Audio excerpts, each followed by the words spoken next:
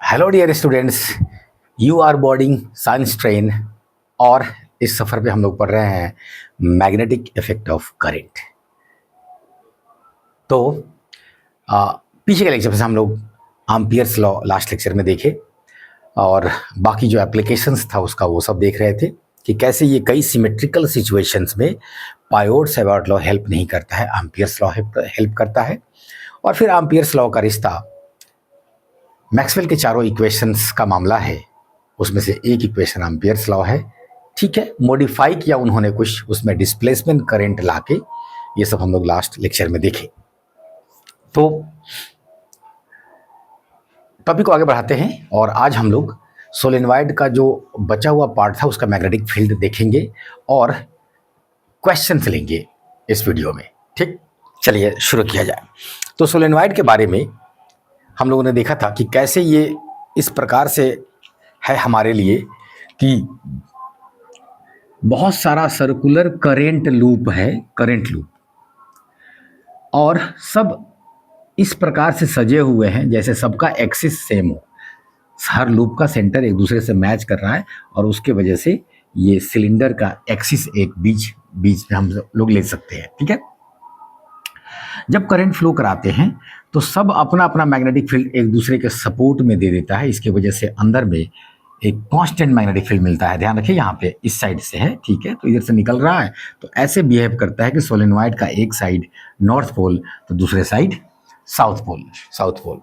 ठीक है ना, ये सब बातें आई थी।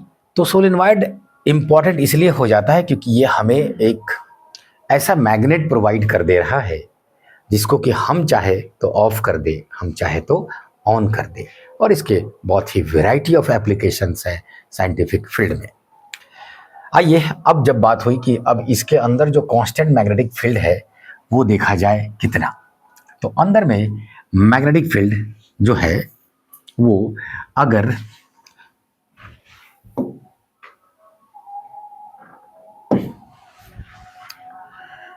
अब एम्पीरियन लूप हम लोग काटना चाहेंगे तो अब जरा बताइए, एम्पीरियन लूप क्या इसके चारों तरफ गोल गोल काट दे? नहीं, करंट उसके अंदर ही नाचता रह जाएगा। हम लोग तो वो नहीं देखना चाह रहे, हम लोग तो उस लूप के अंदर जहाँ मैग्नेटिक फील्ड है वहाँ से लूप को गुजारना चाहेंगे। तो हम एक ऐसा एम्पीरियन लूप काटेंगे। एम्पीरियन लूप किसका होता है? मैग्नेटिक फील्ड का लूप होता है। तो इस प्रकार से एम्पीरियन लूप काटे कि उसके अंदर करंट आए। तो हमारी मजबूरी थी कि यहाँ पे ऐसा लूप काटे, स्क्वायर लूप, ताकि एक साइड अंदर आ जाए और उस लाइन पर आ जाए। ठीक, तो यहाँ हमें गोल गोल काटने से काम नहीं चलने वाला था, ये लूप हमने काटा। तो अब देखिए, हमने एम पी क्या कहते हैं,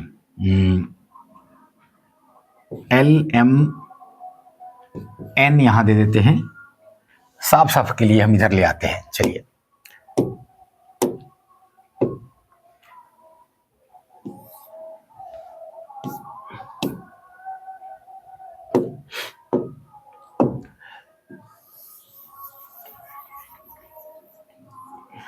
अंदर में मैग्नेटिक फील्ड है, हाँ है, बहुत सारा है। उसको हम रेड से दिखा देते हैं। एम्पीरियन लूप ग्रीन से काटा जाए। ठीक है, एमपी नाम आ ही गया है तो चलिए फिर से मैं यहाँ पे देने जा रहा हूँ इस कोना का नाम एम, इसका नाम पी। ठीक, मैग्नेटिक फील्ड लाइंस इधर से जा रहा है, उधर से निकल रहा है। ठीक है, तो एम एन ओ पी अब सेट हो गया। चलिए, हर लाइन के लिए हम लोग अब एम्पियर लूप्स में इंटीग्रेशन जब सबका करेंगे, लाइन इंटीग्रल, तो हर लाइन का बारी बारी से हम लोग लिखने जा रहे हैं। ठीक है, लाइन इंटीग्रल ऑफ, ये क्या है? Amperian loop.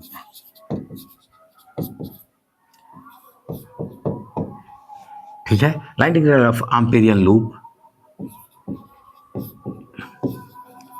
Has 4 parts. अगर सर्किल होता तो एक ही पार्ट में निपटा देते, चारों पार्ट का यहाँ बारी बारी से हमें देखना होगा। चलिए देखा जाए। क्योंकि मैग्नेटिक फील्ड अलग अलग मामला है तो चारों का बारी बारी से देख लेंगे। चारों साइड का अलग अलग मामला क्यों है, देखिए अंदर में है, यहाँ तो है ही नहीं। ये वाला में थोड़ा में है, बाकी में नहीं है, तो सबका अलग अलग मामला है। तो देखा जाए इन दोनों का तो मामला बराबर दिख रहा है, चलता है। चलिए, तो आप कहेंगे एलोंग NO मैग्नेटिक फील्ड ही नहीं है, देयरफॉर उसका B.dl जीरो होगा, 0 इंटू dl 0 होगा। चलिए, MN और OP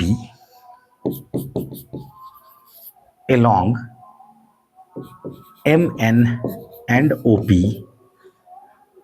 मैग्नेटिक फील्ड जो थोड़ा सा है भी तो उसमें और इनके लेंथ में 90 डिग्री एंगल है। तो B.dl BL cos 90 हो जाएगा, ठीक है। Therefore B.dl is equal to BDL cos 90। cos 90 का वैल्यू 0 होता है, तो इसलिए फिर सब 0 हो गया। इंपॉर्टेंट है ये स्टेप वाइज। चलिए, ठीक, तो पता चला कि केवल अब एक ही साइड बच गया है, ठीक। तो आप कहेंगे therefore B.dl has only A value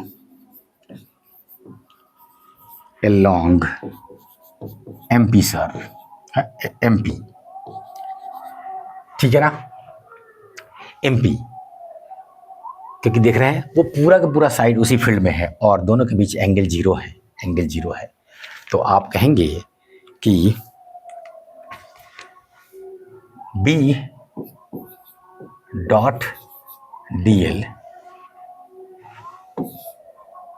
is current inside, current inside. अब देखिए, करंट इनसाइड के लिए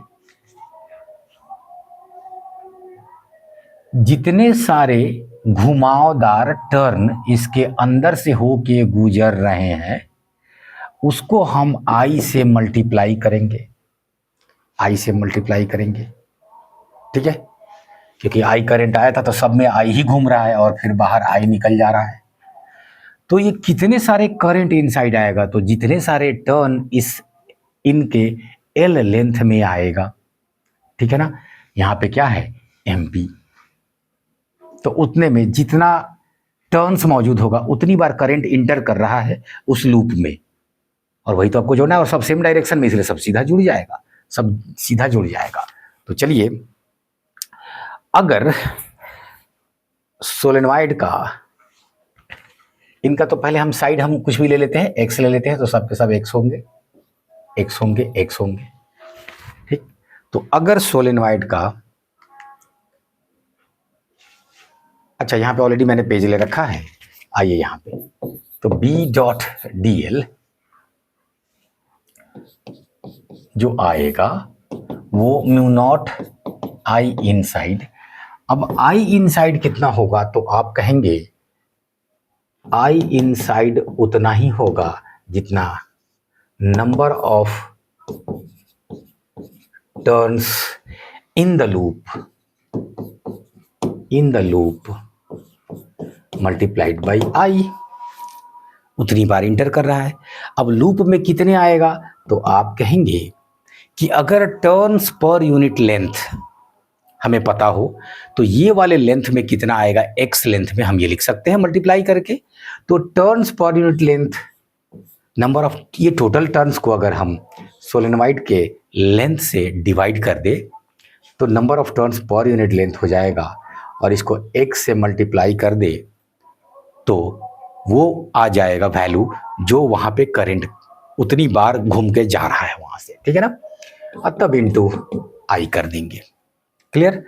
इधर में जो आपने अब B डॉट, इसको वैल्यू को यहाँ लाइए, B.dl में आप कहेंगे B तो कांस्टेंट है, बाहर ले लिए, dl कितना है, तो ये तो कुछ नहीं, 0 से x है, तो x ही तो है, μ0 I इनसाइड। तो इसलिए Bx is equal to μ0 I inside का वैल्यू बताइए, capital N divided by capital L x I, x से एक्स कट गया, बी का value mu not N by L I.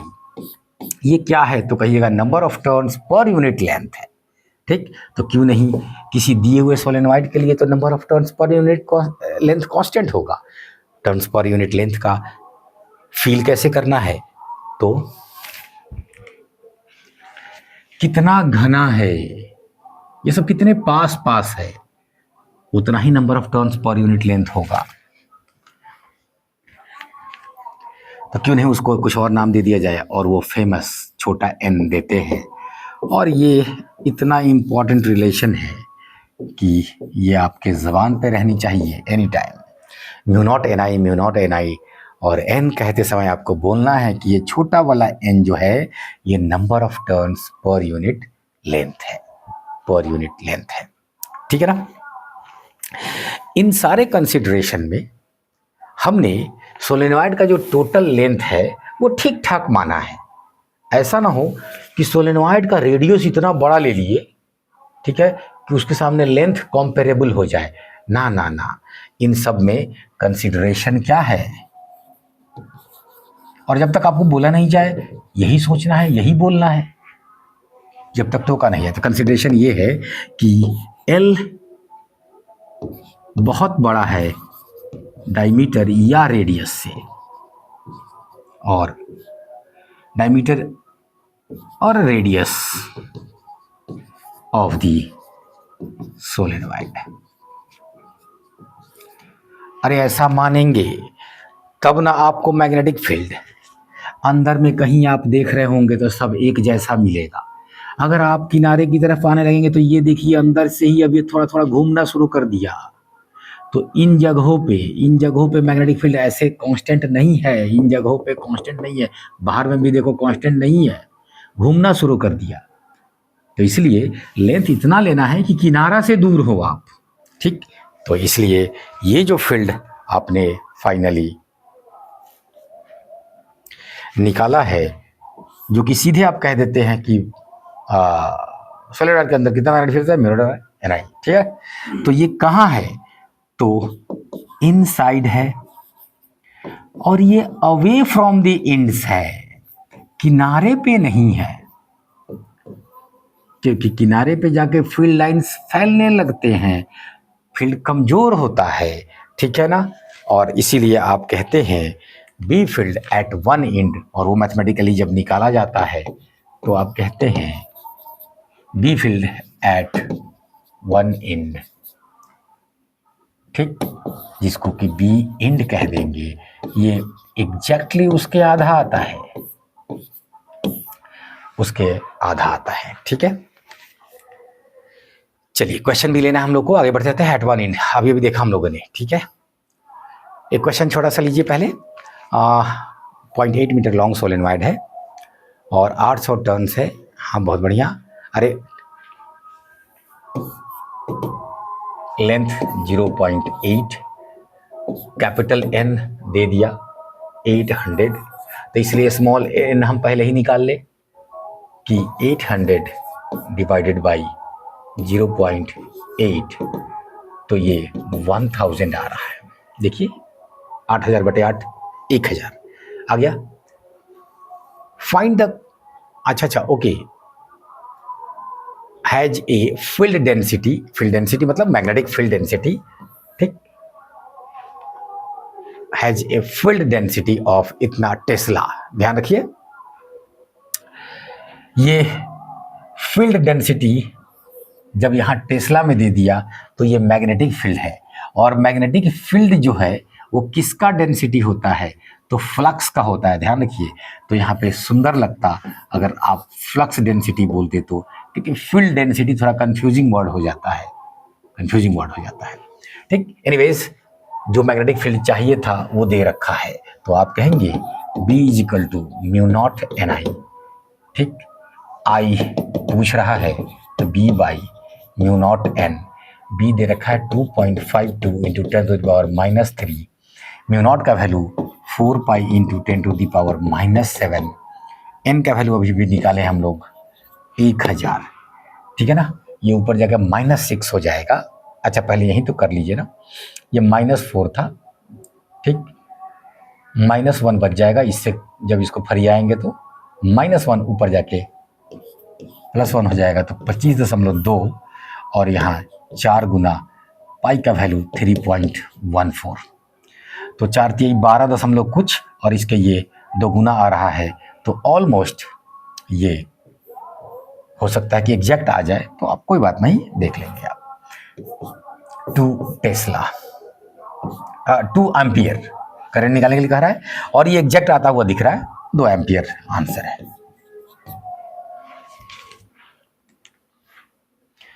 Next question हम लोग लेते हैं और करंट दे दिया आई, फ्लोज, व्हाइट बोर्ड पे थोड़ी शाइनिंग है, तो along an infinitely long straight thin walled tube मतलब hollow वायर है, ठीक है, okay, then the magnetic induction at any point inside the tube is, तो देखिए ट्यूब को अगर आप इधर से देखेंगे तो सारा का सारा करंट इस किनारे से फ्लो कर रहा होगा, अंदर में कोई करंट नहीं होगा, तो इसलिए अगर हम अंदर में एम्पीरियन लूप कहीं पर भी काटेंगे तो उसके लिए बी फील्ड देखेंगे, तो करंट इनसाइड तो 0 है, तो इसलिए अंदर में सब जगह जो होगा बी फील्ड 0 आएगा हॉलो ट्यूब के लिए, और अचानक सरफेस पे कुछ आएगा और फिर घटते हुए इन्फिनिटी पे जाके मामला, तो अगर आप कुछ इस प्रकार से होगा बी और डिस्टेंस के बीच और ये है रेडियस, क्लियर, तो अंदर का पूछ रहा है तो वो 0 होगा ऑलवेज, दिया हुआ आंसर बिल्कुल सही है। सेकंड क्वेश्चन में कह रहा है कि लॉन्ग हॉलो, एक बार फिर से कॉपर पाइप है,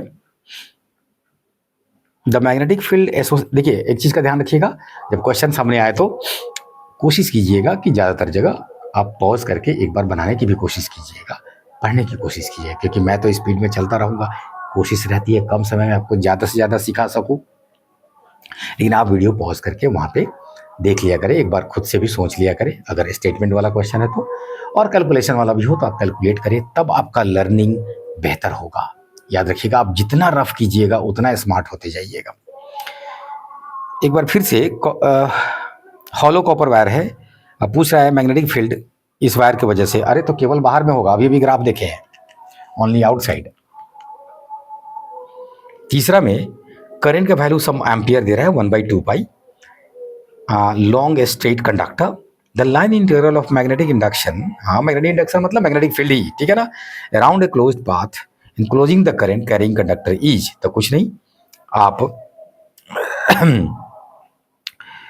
the line integral of magnetic induction, line integral पूछ रहा है मतलब B.dl कह रहा है, ठीक है ना, तो आप जानते हैं कि B.dl जो होता है इसका लाइन इंटीग्रल आप करते हैं तो ये μ0I इनसाइड आता है, तो बस इतना जो आएगा वही लाइन इंटीग्रल हो जाएगा। μ0 का वैल्यू 4 पाई 10⁻⁻7, I इनसाइड दे रहा है 1/2 पाई, जो आया यही आंसर हो जाएगा, ठीक है ना। ये देखिए 2 पाई से इसको काटिए तो 2 आएगा, तो 2 इंटू 10⁻⁻7, ठीक है ना। यूनिट की अगर बात करें तो थोड़ा सा देखिए, यूनिट भी आपको दिखाई दे, बी का यूनिट टेस्ला लिखे ऐसा यूनिट में तब, या इसको वेबर पर मीटर स्क्वायर, फ्लक्स डेंसिटी भी कहते हैं, तो वेबर पर मीटर स्क्वायर इंटू मीटर किए तो 1 मीटर गया, तो वेबर पर metre.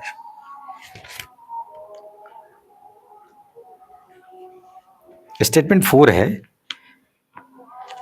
If we consider 2 wire है I1 और I2 ले जा रहे हैं, then for the Amperian loop shown, Amperian loop जो काटा गया है इस पर अगर हम मैग्नेटिक फील्ड देके B.dl करना चाहे पूरे रास्ते का, ठीक है ना, तो इसके अंदर जो करंट है वही आएगा, ठीक है ना, even when the second wire is present और नॉट, ये है या नहीं है उससे कोई मतलब नहीं है, बिल्कुल सही, तो बताए थे आपको पिछले क्लास में कि उससे कोई मतलब क्यों नहीं है, क्योंकि ये जो है ये यहाँ का बी फील्ड जो है ना ये नेट बी फील्ड है, लेकिन सवाल ये उठता है कि पूरे का जब इंटीग्रल करते हैं B.dl, पूरे का जब पूरे को जोड़ेंगे, कई बार ये दिखाने के लिए यहाँ पे सर्किल भी एक दे देते हैं, तो बाहर से वाले से कोई मतलब नहीं है, क्योंकि इसके वजह से कहीं पर फील्ड बढ़ जाएगा तो फिर कहीं पे घट भी जाएगा, और पूरे रास्ते में मिला के वही रह जाएगा जो पहले था, आई inside.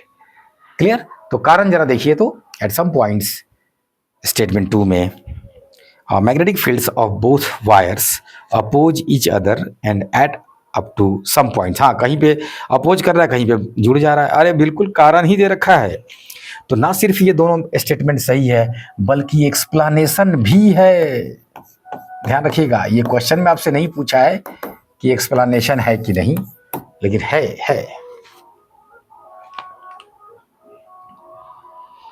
Rank the value of B dot D L, हाँ, for the closed path shown in the figure smallest to राजेश। चलिए, फिगर में कई लूप्स दिए हुए हैं। ए बी पहले से अच्छे से देख लीजिए किधर किधर है। ए ऐसे है, बी ये वाला है, ओके, सी ये वाला है, और डी पूरे का है। ओके, ठीक है। चलिए,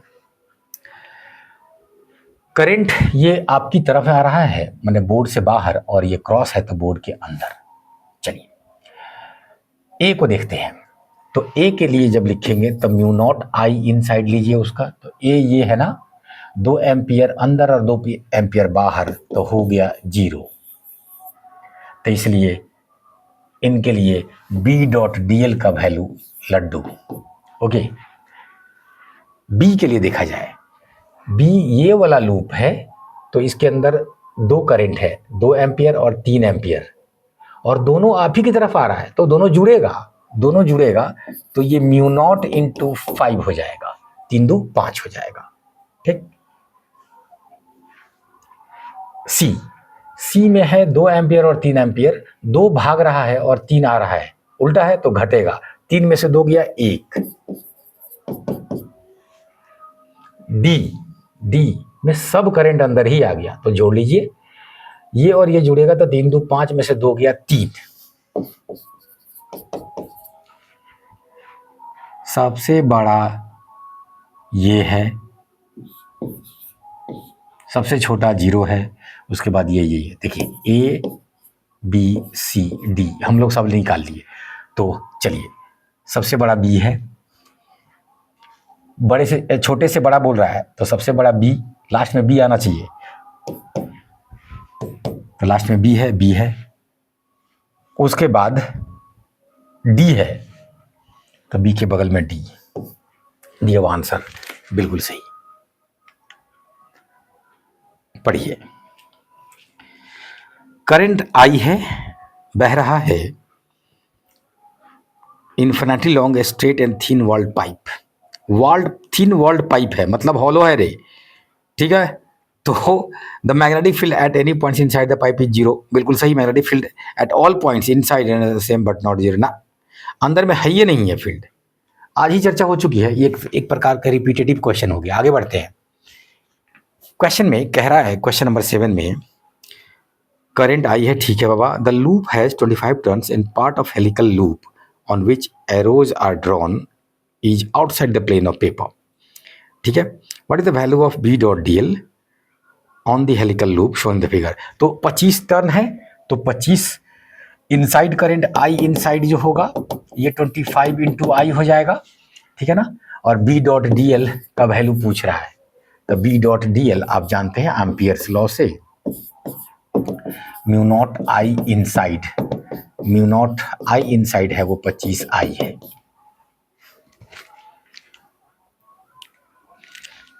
डायरेक्ट करंट अगर बह रहा है मेटालिक रॉड से, देखिए रॉड बोल दे तो सॉलिड ही लेना है, ध्यान रखिएगा। Produced magnetic field only outside the rod, नहीं, अगर सॉलिड है तो अंदर में भी मैग्नेटिक फील्ड होगा और बाहर में भी, क्योंकि अंदर भी करंट है, और बाहर वाले के लिए तो करंट है ही, ये टोटल करंट। लेकिन अंदर भी जब लूप लेंगे आप, एरियल लूप, तो कुछ ना कुछ अंदर में है करंट, तो इसलिए मैग्नेटिक फील्ड अंदर और बाहर दोनों आएगा। तो इसलिए पहला स्टेटमेंट हो गया गलत।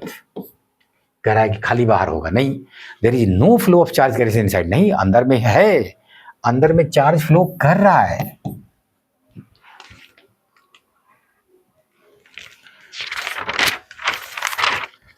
Question number 9, direct current I. देखिए, जब तक बोला नहीं जाए करंट को आप डायरेक्ट ही लिया करेंगे, एसी में बोल देगा कि एसी है। Flows along the length of an infinitely long straight thin walled pipe. एक बार फिर से आगे बढ़ जाते हैं, ये रिपीटेटिव क्वेश्चन है, ठीक है ना। पाइप अगर है, हॉलो सिलेंडर है, तो कहाँ पर जीरो, अंदर में सब जगह जीरो, सरफेस के बाहर में फील्ड है, वो भी इन्वर्सली प्रोपोर्शनल है डिस्टेंस के, ठीक है ना। Large metal sheet carry current along its surface, ठीक है। Current per unit length is lambda. Magnetic field induction यानी magnetic field near the metal sheet is. अच्छा, नियर द मेटल शीट का मतलब ये हुआ कि हम लोग जो अब एम्पीरियल लूप काटेंगे, ठीक है ना, तो हमारी मजबूरी है कि कुछ ऐसा ही काटना होगा कि ये वाला लाइन रहे उसमें, तो कुछ दिख रहा है कि रेक्टेंगुलर काटना होगा। और एम्पीरियल लूप में आप जानते हैं कि इधर से अगर गया तो इधर आया, ठीक। ये सारे करेंट्स जो बाहर आ रहे थे उन सब को लेता हुआ आया अंदर, ठीक है ना। तो अब आइए, अगर इसका लेंथ एल ले ले तो ये भी एल हो जाएगा। इधर वाले का लेंथ हमको नहीं लेना है, ये नियर लिखने का मतलब यही है, यहाँ पे ध्यान रखिएगा कि ये ऐसा रेक्टेंगल है जिसकी चौड़ाई नहीं है, वो नहीं लेना है, ठीक। क्लोज टू द सरफेस लेना है, तब हम लोग लिखेंगे बी डॉट डी एल। तो डी एल जो है ये वाला नहीं लेंगे, तो केवल एक एल और दो एल, म्यू नॉट आई इनसाइड। आई इनसाइड कितना होगा, तो आप जानते हैं पर यूनिट लेंथ अगर लेमडा है तो एल लेंथ में इतना करंट समा जाएगा, लेमडा एल, ठीक है ना। Current per unit length lambda, इसलिए एल लेंथ में लेमडा एल, ठीक। ये देखिए बी इंटू 2L हुआ, उधर में म्यू नॉट लेमडा एल हुआ, एल से एल कट गया, बी बराबर आया mu naught lambda by 2। 11 number question, ampere circular law holds for steady current.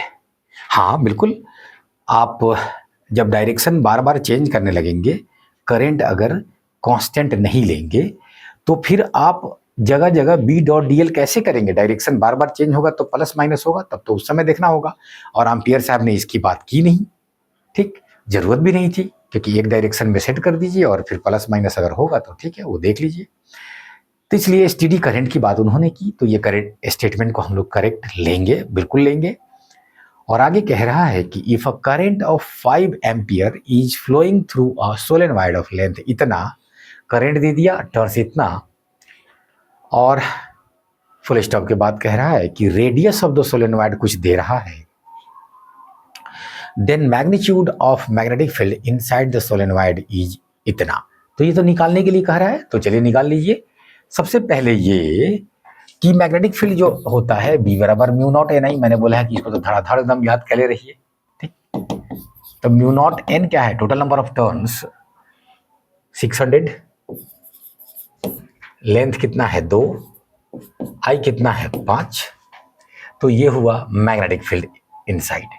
आप कहेंगे कि सर ये कुछ रेडियस ओडियस दे के बोल रहा है, तो मैंने आपको बताया है कि जब तक आपको बोला नहीं जाए आपको लॉन्ग सोलेनॉइड देना है, और अगर वो दे दे तो आपको खाली देखना है कि रेडियस 2 सेंटीमीटर है, 2 मीटर इसके 100 गुना है, इसके 100 गुना है, नेग्लिजिबल है ना, 100 के सामने 1 नेग्लिजिबल है ना, जैसे कि 200 के सामने 2, एक ही बात हुआ, 100 गुना। तो ठीक है, तो बिल्कुल ये फॉर्मूला लगाएंगे। अरे जब दे देगा कि नहीं इतने ही है, कंपेरेबल है, 2 सेंटीमीटर है, 4 सेंटीमीटर, 10 सेंटीमीटर, तब कहेंगे कि हाँ फर्क पड़ने लगेगा, लेकिन यहाँ पे तो नहीं कहेंगे, ठीक है ना। और वैसे आपसे पूछेगा नहीं निकालने के लिए, अगर पूछेगा थोड़ा सा तो अल्फा बीटा की बात थोड़ी देर में कर लेंगे कि कैसे वो एंगल से थोड़ा सा सोचेंगे, खाली एक रिलेशन फॉर्मूला जानेंगे कंपेरेबल होगा तो। लेकिन यहाँ पे कोई कंपेरेबल नहीं है, कौन मतलब नहीं है रेडियस है, तो आप डालिए म्यू नॉट बाई 4 पाई का वैल्यू, तो म्यू नॉट का वैल्यू -7 4 पाई, ठीक, और इंटू 300 इंटू 5 इंटू 5, जल्दी जल्दी, 5 15, ये दो इसको हर घटा दीजिए, तो 15 चौके 60 पाई इंटू 10⁻⁻5, पाई का वैल्यू 3.14, ठीक है ना। तो लगभग इसे मल्टीप्लाई करेंगे तो 188 आएगा इंटू 10⁻⁻5, पॉइंट डाल दीजिए 1.88 इंटू 3, सही दे रहा है, इतना टेस्ला आएगा। तो ये करेक्ट है, दोनों करेक्ट है। हाँ, यहीं पे बोले कि अभी भी कुछ अल्फा बीटा की बात की है। देखिए, अगर कॉम्पेरेबल दे ही दे कि नहीं, ये जो सोलेनॉइड है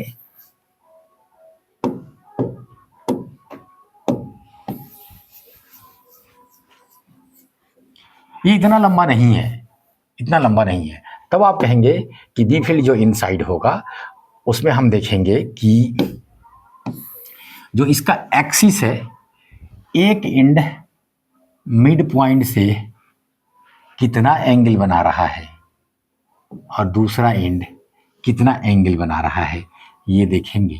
एक को अगर हमने अल्फा कह दिया, एक को बीटा कह दिया, तब me not I by 2 sine alpha plus sign beta. ध्यान दीजिए यहाँ पे क्या कहते हैं, एन आई, एन छोटा हुआ है तो एन मैं साइड में लिख देता हूँ। एन क्या है, number of turns per unit length, वो आ जाएगा। तो अगर ये फाइनाइट लेंथ का है तो हमें ये एंगल की ज़रूरत पड़ेगी, और इससे मिलता जुलता कुछ मामला होगा आपका, जब हमने बोला था फाइनाइट लेंथ का वायर हो तो उसका मैग्नेटिक फील्ड कितना होता है, कुछ उस प्रकार का रिलेशन है, ठीक है ना। आप कहेंगे कि सर जैसे ही इसका लेंथ हम इतना मान ले कि कोई दिक्कत नहीं है, ये अल्फा बीटा, तब अल्फा बीटा क्या हो जाएगा, ठीक है ना। तो इनफाइनाइट लेंथ का अगर ले लीजिएगा, रुक जाइए, तो ये इतना दूर चला जाएगा कि अल्फा 0 हो जाएगा ना, तो ये 0 होते ही 0 + 0 0 हो जाएगा, 0 से ये अल्फा जो है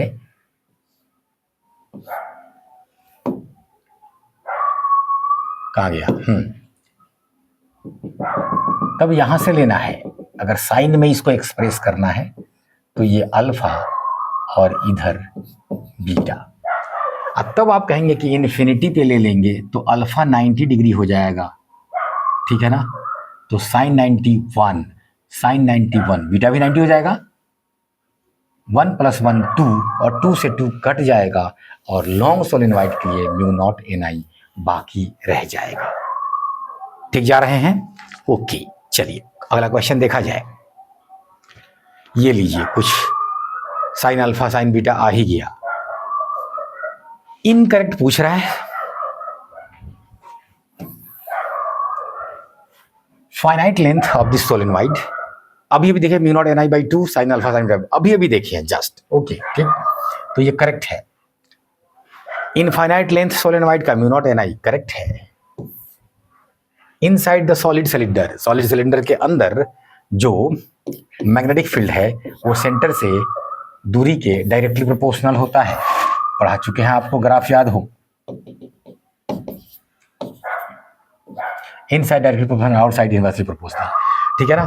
तो इनसाइड एक्स के प्रोपोर्शनल होता है, स्क्वायर के नहीं, तो हो गया ना गलत। आउटसाइड के लिए तो नॉर्मल आएगा, वही जो आप वायर के लिए आता है, ठीक है ना। म्यू नॉट आई करेक्ट है।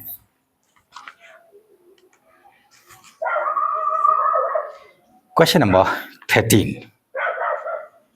मैग्नेटिक फ्लक्स डेंसिटी मतलब magnetic field distance r long straight rod, rod का मतलब सॉलिड दे दिया, तो अभी ग्राफ देखिए, जस्ट पिछले ही क्वेश्चन में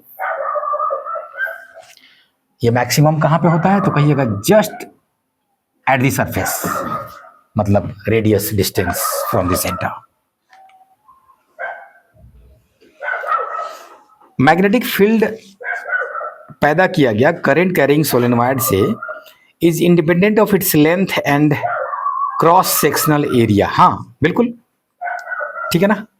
बी अगर लॉन्ग सोलेनोइड है तो इसको मतलब है टर्न्स पर यूनिट लेंथ से, एरिया तो इसमें आया ही नहीं, बिल्कुल सही। Magnetic field inside the solenoid is uniform, बिल्कुल डायरेक्शन भी सेम है और मैग्नीट्यूड भी सेम है। सोलेनोइड पढ़ाते समय आपको ये बात हमने बताया।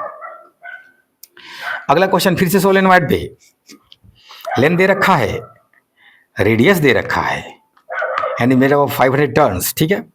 1 सेंटीमीटर के सामने 50 सेंटीमीटर में को भी हम लोग नेग्लेक्ट करेंगे, कहेंगे कि 50 सेंटीमीटर बहुत बड़ा है, 50 सेंटीमीटर मतलब 0.5 मीटर, ठीक है।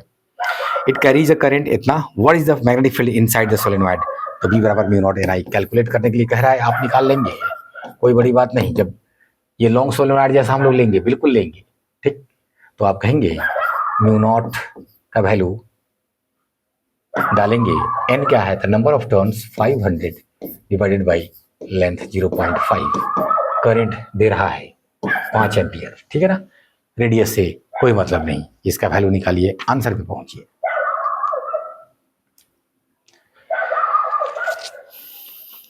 एक बार फिर इसमें तो लिख ही दिया, long solenoid 20 turns per centimetre दे रहा है, ध्यान रखिए। कई बार आप क्वेश्चन इतना तेजी में बनाते बनाते कि कई बार भूल जाते हैं कि यूनिट्स का भी ध्यान रखना है। 20 टर्न्स पर सेंटीमीटर दे रहा है, ध्यान रखिएगा, पर सेंटीमीटर दे रहा है, मतलब मीटर में लिखेंगे तो -2 मीटर, ये ऊपर जाएगा, ये 2000 हो जाएगा, 2000 टर्न्स ये पर मीटर, ये आया हमारा छोटका एन का वैल्यू, ठीक है ना। The current necessary to produce a magnetic field of 20 milli tesla inside the solenoid is, तो आप कहेंगे बी बराबर mu not N I, I का वैल्यू पूछ रहा है तो B by mu not N, mu not का value 4 pi into 10 to the power -7 divided, ऊपर में बी का वैल्यू जो वो दे रहा है वो डालेंगे, म्यू नॉट तो नीचे है, 4 pi into 10 to the power -7, N का वैल्यू हम लोगों ने निकाला है 2000, बी कह रहा है 20 मिली टेस्ला -3, ठीक।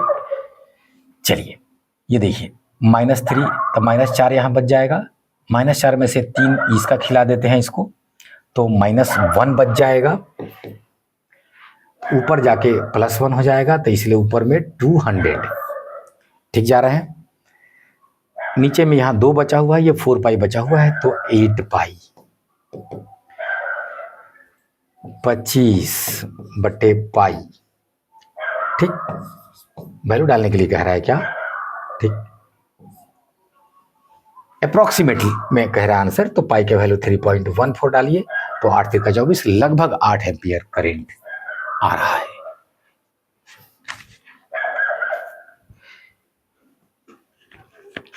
Magnetic field eight A point on the axis of a long solenoid, फिर लॉन्ग बोल दिया, कोई दिक्कत नहीं है, direct formula, having 5 turns per centimetre when current in the flows through it is. Simple practice जो पिछला क्वेश्चन में था उसी टाइप का क्वेश्चन है, म्यू नॉट है ना, इस बार मैग्नेटिक फील्ड निकालने के लिए कह रहा है, तो 4 pi into 10 to the power -7, number of turns per unit length 5 turns per centimetre, तो 5 पर सेंटीमीटर है इसलिए मीटर करेंगे, और आई का वैल्यू कितना दे रहा है 0.8, ठीक। इसको ऊपर ले जाइए, 100 हो जाएगा 500, 50 को 8 से गुना कर देंगे, 1 0 उसको दे दिए, तो अगर तो 50 को 8 से करेंगे तो 400, तो 4 pi into 400 into 10 to the power -7, तो 16 pi into 10 to the power -5, 16 या 48, ठीक है ना, 50 के आसपास आएगा, ठीक इसका वैल्यू, तो 50 इंटू 10 -5, तो मतलब 5 इंटू -4, ठीक है।